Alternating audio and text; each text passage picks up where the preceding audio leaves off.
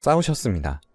그 트라우마로 조금만 큰 소리가 나도 머릿속이 새하얘져서 아무것도 못하고 그 자리에 주저앉아 벌벌 떨었죠. 그 모습에 같은 반 아이들은 절 둘러싸고 괴롭히기도 했었습니다. 아버지는 그래도 집에서 다투실 때면 최대한 소리를 낮춰서 말씀하셨지만 어머니는 목소리가 큰 사람이 이기는 거라고 생각했던지 집안이 떠나가라 소리를 지르셨었죠. 부모님이 싸우신 이유는 늘 같았습니다.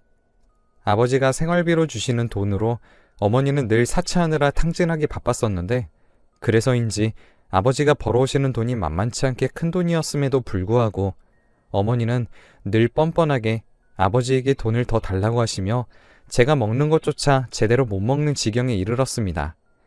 결국에 부모님은 이혼하기로 결정하셨어요. 하지만 이혼 절차를 밟는 과정에서 아버지는 교통사고로 그만 돌아가셨습니다. 어머니는 눈 하나 깜짝하지 않으시고 아버지의 재산을 홀라당 가져가셨죠. 아직 어리던 저에게 자신의 발목을 잡지 말라며 할머니에게 버리고 혼자 도망가셨습니다. 춥디 추웠던 겨울날 얇은 내복 하나 걸치고서 할머니 집 앞에 절 버려놓고 초인종만 눌러주며 할머니를 기다리라던 어머니의 목소리와 모습이 아직도 생생하네요. 어찌나 그리 잔인할 수 있는지 지금 와서 생각해봐도 모성애라고는 찾아볼 수가 없는 모습이었죠. 할머니가 나오는지도 보지 않고 자신을 데리러 온 누군가의 차를 타고 떠나던 모습에도 차마 어머니에게 때 한번 써보지 못하고 그렇게 홀로 남겨졌습니다. 그날 밤에는 할머니가 초인종 소리도 듣지 못하고 주무셨다가 다음날 아침이 되어서야 문을 열어보시고 절 발견하셨습니다. 그 추운 겨울날 밤에 제대로 걸치지도 않고 몇 시간을 서 있었으니 저는 이미 제정신이 아니었습니다. 할머니가 문을 여시는 소리에 고개를 돌리고 싶었지만 이미 몸이 꽁꽁 얼어붙어서 그대로 정신을 잃었어요. 할머니는 그대로 절 집 안으로 데리고 들어와 급하게 몸을 녹이고 바로 저희 어머니에게 연락을 하니 이제 자기는 새로운 인생을 살 거라며 다시는 연락하지 말라고 말하고서는 할머니가 제대로 된 대꾸를 하기도 전에 먼저 전화를 뚝 하고 끊어버렸습니다. 그 전부터 할머니는 어머니가 바람을 피운다는 사실을 예상하고 계셨어요. 어머니와의 마지막 통화 후 할머니는 어머니가 그동안 바람을 피우고 계셨다는 것을 확신하셨죠. 저는 할머니 집에 온 후 며칠을 앓다가 겨우 정신을 차렸고 그때 어머니가 다른 사람을 만나서 결혼한다는 소식을 할머니께서 전해주셨답니다. 아무래도 할머니도 얼른 어머니에게 남아있는 정이라도 빨리 떼라고 말씀을 해주셨던 것 같지만 애초에 어머니에게 많은 사랑을 받지 못했던 저는 크게 충격을 받지도 않았고 이제는 할머니와 함께 산다는 사실을 묵묵히 받아들였습니다. 그 이후로 학교를 다니면서 할머니와 둘이서 산다며 놀림도 많이 받았지만 어머니보다도 더 많은 사랑으로 절 키워주시는 할머니 덕분에 그리 우울하기만 한 어린 시절을 보내진 않았습니다. 하지만 애초에 연세가 많으셨던 할머니는 제가 고등학교에 올라가자 할머니의 몸 상태는 급격하게 나빠져 갔어요. 그런 와중에도 할머니는 자기가 세상을 뜨고 나면 혼자 남겨질 절 걱정하시며 저희 어머니를 찾아가셨어요. 어머니는 부잣집 남자와 결혼하여 정말로 새로운 인생을 살고 계셨습니다. 경제적으로 어려움이 없으니 제가 성인이 될 때까지만이라도 절 맡아서 키워줄 수는 없겠냐고 부탁하셨지만 아주 매몰차게 거절했다고 하더라고요. 그 이후 할머니는 결국 제가 성인이 되기 6개월을 남겨두고 결국 세상을 떠나시고 말았습니다. 할머니가 돌아가시고 갈 곳이 없어진 저는 할머니가 남겨주신 재산과 보험금으로 혼자서 살아갔어요. 어머니를 찾아가야겠다는 생각도 들지 않더라고요. 원래는 대학을 포기할 생각이었지만 할머니가 돌아가시기 전 유언으로 제가 꼭 대학교까지 갔으면 한다는 말씀에 이 악물고 남은 1년 동안 공부만 해서 나름 서울에서 유명한 대학교에도 붙었어요.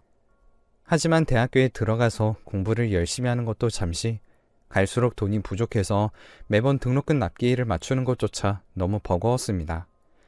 중간에 군대도 다녀오고 아르바이트도 계속 했었지만 공부와 함께 하려고 하니 성적이 바닥으로 기는 수준이어서 휴학과 복학을 반복했습니다. 결국엔 마지막 1년을 남겨두고 도저히 학교를 다닐 형편이 되지 않아 학교를 그만두고 작은 회사에 취직하여 일을 시작하였습니다. 다행히 사장님이 어린 나이에 힘들게 살아온 저를 가엾고 기특하게 봐주셔서 회사 내에서 큰 프로젝트들을 맡아 제가 진행할 수 있도록 기회도 많이 주셨죠. 그 덕분에 경력도 많이 쌓아서 이름 있는 큰 회사에서 스카우트 제의도 받았습니다. 조건도 훨씬 좋았지만 절 키워주신 사장님에게 죄송해서 거절하려는데 사장님께서 어떻게 하신 건지 먼저 그 회사로 가서 일해보라며 말씀해 주셨어요. 나중에 회사가 어려워지면 그때 꼭 도움이 될 수 있을 정도로 크게 성공하라며 절 큰 회사로 이직할 수 있게 도와주셨죠. 덕분에 전 우리나라에서 알아주는 대기업에 들어갈 수 있었고 그곳에서도 다행히 학력으로 사람을 차별하지도 않고 제가 지금까지 일을 해온 경험이 있다 보니 좋은 기회들도 주어졌습니다. 그렇게 승승장구하던 중 결혼하고 싶은 여자를 만났어요. 그녀는 저에게 부족한 부분들을 채워주었습니다. 누가 봐도 집에서 많은 사랑을 받고 자랐다는 것이 느껴질 정도였거든요. 그녀는 같은 회사 옆 부서였었는데 다른 부서 직원들에게도 늘 인기가 많았답니다. 알고 보니 예전 회사의 사장님과도 잘 알던 사이더라고요. 덕분에 말도 트고 야근도 겹칠 때가 있어서 그럴 때면 함께 저녁 식사도 함께 하다 보니 저절로 사랑이 싹 텄죠. 그렇게 그녀와 3년이 넘게 연애를 하다가 부모님에게 인사를 드리기 위해 그녀의 집에 갔습니다. 부모님께서 먼저 제 얼굴을 궁금해 하신다기에 잘 보이려고 잔뜩 힘을 주고 찾아뵈었죠. 그런데 부모님은 저를 딸에게서 떼어내기 위해 절 부르신 것이었습니다. 자네는 우리 딸을 만나기에는 한참 부족하다고 생각하지 않나? 부모도 없이 자라서 대학도 제대로 못 나올 만큼 형편도 안 좋은 사람이 우리 딸과 결혼을 하면 불행하기밖에 더하겠어? 어디서 뻔뻔하게 우리 딸을 넘보는 건지 이해할 수가 없구만. 당신 같은 사람을 만나라고 금지옥엽으로 키운 게 아니야. 우리 딸이랑 결혼하겠다고 검사 판사들이 줄을 서고 기다리고 있다네. 거기에 어디 비비지도 못할 정도면서 부른다고 여기까지 오다니 참 눈치도 없고 염치도 없는 사람이구만. 얼른 우리 딸과 헤어지게. 그 말을 듣자 뒤통수를 한 대 맞은 것 같았습니다. 그녀도 아버지가 그렇게 나올 줄은 상상도 못했는지 아버지를 말리려 했지만 어머니가 그걸 막아서며 그녀를 데리고 밖으로 나가버렸습니다. 그리고 집으로 돌아오는 길에서 아무리 생각해도 아버님의 말씀이 다 맞았어요. 저는 쥐뿔도 없는 사람이었고 그녀는 저에게 분에 넘칠 만큼 가진 것도 많고 과분한 사람이었습니다. 그러니 아버님이 그렇게 몰아붙이셔도 저는 할 말이 없었죠.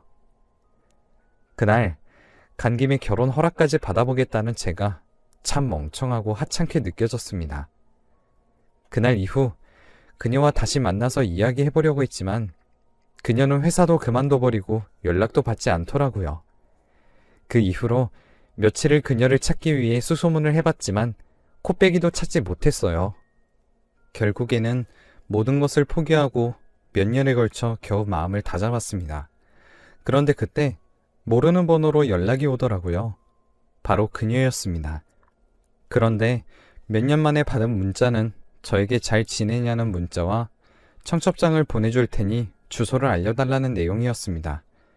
몇 번의 문자를 주고받으며 이야기를 들어보니 제가 집에 다녀간 후 부모님께서 강제로 회사에 나가지 못하게 사직서를 제출하시고 저와 연락도 못하게 휴대전화며 집에 있는 전화까지 전화란 전화는 모두 끊어버리셔서 저에게 차마 다시 연락을 하지 못했다고 해요. 그 후로 부잣집 남자와 선을 보고 1년을 만나다 이제 결혼한다고 하더라고요. 문자일수록 그녀가 더 보고 싶어지고 다시 만나고 싶은 마음이 간절해졌지만 이제 정말로 다른 남자의 여자가 되었다는 생각도 떨칠 수 없었습니다. 문자와 전화를 할 때면 그녀도 아직 절 그리워하고 있다는 것이 느껴졌어요. 하지만 그녀의 아버지의 말이 너무 선명하게 남아있어서 차마 입 밖으로 꺼내진 못했습니다. 저보다는 부잣집 남자와 사는 게 더 행복할 거라고 생각했습니다. 그렇게 우물쭈물하는 동안 결혼식을 치렀고 정말로 다시 붙잡지 못할 사람이 되어버렸죠.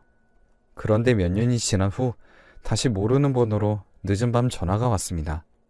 저장되어 있지 않았지만 그녀의 전화번호라는 것을 똑똑히 기억하고 있었어요. 혹여나 전화가 끊길세라 급하게 전화를 받자 그녀는 아주 작게 소근거리는 목소리로 자기 시어머니와 제가 무슨 관계냐며 캐물었습니다.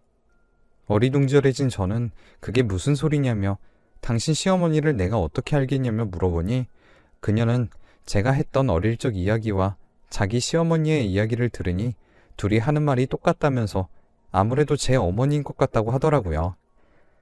하지만 저와 어머니의 인연은 끊어진 지 이미 오래전이고 저에게 부모님은 없다고 생각하고 살았기 때문에 그게 무슨 문제인지 알 수가 없었습니다. 그러자 그녀는 시어머니를 보면 제 얼굴과 닮아서 자꾸 제 생각이 난다며 여기서 도망치고 싶다고 말했습니다.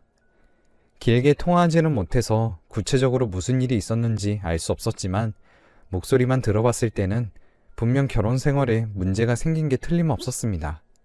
그 이후로 그녀는 가끔씩 저에게 전화가 와서 자신의 시집살이를 한탄하기도 했었죠. 자기 부모님 때문에 강제로 한 결혼이니 남편을 사랑하지도 않는데 시어머니는 자기를 못 괴롭혀서 안달이라며 울더라고요. 어찌나 심한지 음식간이 싱거우면 이렇게 싱거워서 어떻게 먹냐며 소금을 아주 들이부어 놓고선 다 먹으라며 안 먹으면 음식을 온 바닥에 버려놓고 치우라고 한다고 하더라고요. 그 모습은 어렸을 적 아버지와 다투시면 꼭 밥상에 올려진 음식들을 바닥에 흩뿌리며 아버지에게 먹지 말라며 하시던 모습과 닮아 있었습니다. 그녀의 이야기를 들어보니 어머니는 아버지와 이혼을 결심한 후로 밖에서는 미혼인 척 아가씨 행세를 하며 병원장 아들이었던 남자와 만났고 아버지가 돌아가시자마자 재산을 모두 가지고 돈 많은 집안의 자식인 척하고 그 남자와 결혼했다는 겁니다.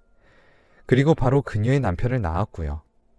이야기를 들을수록 어머니란 사람에게 치가 떨렸습니다. 저와 할머니는 그렇게 가진 것 없이 남겨져서 춥고 배고픈 시절을 보냈는데 자기는 혼자 그렇게 잘 먹고 잘 살았다는 사실을 들으니 너무 분했어요. 그리고 제 이복 동생인 그녀의 남편도 어머니와 어찌나 닮아 있는지 하는 짓이 갈수록 어머니와 판박이가 되어서 그녀를 괴롭힌다는 이야기도 들었습니다. 술만 먹고 들어오면 그녀에게 손찌검까지 할 때가 있다고 하더라고요. 그러면서 의처증도 심해서 어디 밖에 나가기만 하면 어딜 나가냐면서 남자를 만나는 거라고 자기 혼자 확신하고서는 방에서도 못 나오게 한다고 해요. 가끔씩 그녀의 전화가 며칠씩 끊길 때가 있었는데 전화가 오지 않는 며칠이 남편이 갑자기 의심을 하면서 그녀의 전화를 모두 빼앗아 방에서 못 나오게 한다는 겁니다. 그 이야기를 듣고 도저히 안 되겠다는 생각이 들어서 그녀와 집을 빠져나올 계획을 세웠어요. 밤에 몰래 그녀가 배가 아프다는 핑계를 대고 계속 화장실을 들락거리는 척하다가 집 밖으로 나오면 제가 기다리다가 바로 그녀를 차에 태워서 그녀의 친정이든 멀리 지방이든 도망갈 수 있도록 해주는 것이었습니다.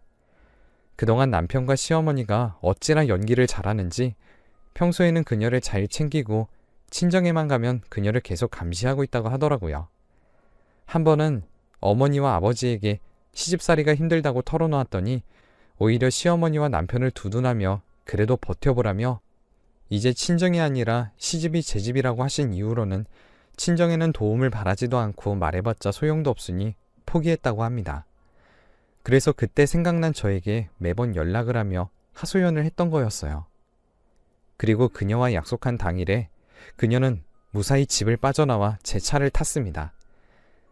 그녀는 일단 멀리 그 사람들이 찾을 수 없는 곳으로 도망치자고 했고 저희는 고속도로까지 타고 지방으로 떠날 계획이었습니다. 그러다 중간에 화장실을 들리러 휴게소에 들렸어요. 그런데 화장실에 다녀오겠다던 그녀는 한참을 기다려도 오지 않더라고요. 걱정되는 마음에 휴게소 곳곳을 찾아다녔지만 그녀를 찾지 못했습니다. 저는 험한 일이라도 당한 건가 라는 생각에 걱정이 되어 경찰서에 찾아가 신고를 했어요. 그런데 그녀의 정보를 불러주자 오히려 경찰들은 절 붙잡았습니다. 당황스러워 이게 무슨 짓이냐고 화를 냈지만 오히려 제가 그녀를 납치한 사람이라며 발뺌하지 말라고 하더군요. 한밤을 경찰서 한켠에 갇혀 있는데 익숙한 얼굴이 보였습니다. 부정하고 싶었지만 정말로 저와 많이 닮아 있더군요. 제 어머니는 절 보고서 놀라지도 않고 걸어와 제 앞에 섰습니다. 내가 모를 줄 알았니? 너희 머리 위에 내가 있어. 술을 써도 그렇게 얕은 술을 쓰면 다 보이는 걸 모르는구나. 이렇게 멍청하게 내 피를 물려받은 아들이라고. 아직까지도 그렇게 구질구질하게 살고 있는 걸 보니 아빠랑 똑 닮았네. 며느리는 우리가 알아서 단단히 교육시킬 테니까 넌 이제 포기하고 네 인생이나 살아. 네가 누굴 도와줄 처지긴 하니? 어찌나 뻔뻔하던지 그 여자는 그래도 아들이라는 정이 있어서 풀어줄 테니 저에게 다시는 얼씬도 말라고 하고서는 다시 돌아갔어요. 그날 이후로 그녀에게서 전화는커녕 문자 한 통도 오지 않았습니다. 저도 많은 고민을 했었지만 제가 도와줄 방법이 없으니 발만 동동 굴렀죠. 그렇게 한참을 고민하다가 그녀의 집으로 찾아갔습니다. 그녀가 살고 있는 집이 아닌 친정으로요. 그녀의 아버님과 어머님에게 그동안의 이야기를 모두 말씀드렸습니다. 하지만 아버님은 어디서 잘 살고 있는 가정을 파탄내려고 하냐며 소금이며 물이며 뿌리시며 저를 내쫓으셨습니다. 제발 제 말을 믿어달라고 문 앞에서 소리를 쳤지만 이래서 근본도 모르는 사람이랑은 상종도 하지 말아야 한다는 말만 돌아왔죠. 제가 할 수 있는 방법은 최대한 해봤지만 결국 모두 실패로 돌아갔고 저도 결국엔 포기할 수밖에 없었습니다. 그래서 저도 결국 모든 걸 포기하고 그녀의 전화번호도 차단해버렸어요. 이제 제가 도와줄 수 있는 것도 없었고 오히려 저와 연락한다는 사실을 또 한 번 남편이든 저희 어머니든 알게 된다면 더 힘들어질 것 같아서 제가 먼저 번호를 차단했습니다.